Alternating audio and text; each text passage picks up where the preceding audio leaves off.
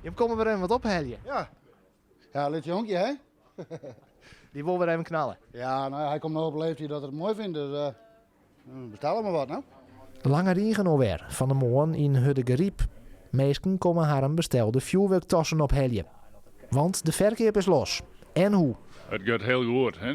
De verkoop is enorm stegen even de laatste keer dat we verkocht hebben.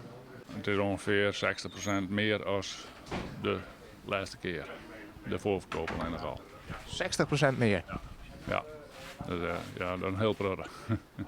Hoe kan dat? Mede trouw omdat het twee net mocht.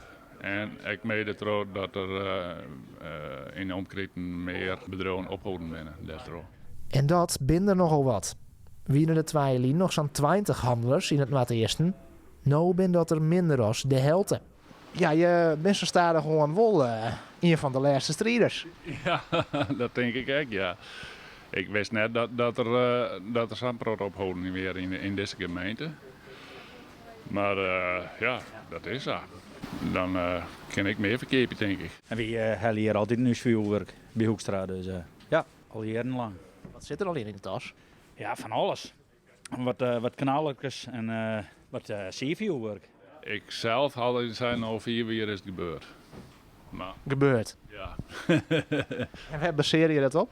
Nou, als je juist, nou met de vuurpijlen en de ratjes net meer. Het wordt steeds meer omgeknipt, hè, die regels, zeg maar. Dus, ik zei al 4 jaar, dan is het gebeurd. De vuurwerkverkeer zet toch onder mij uit is die. Maar op minder plakken als in het verliezen.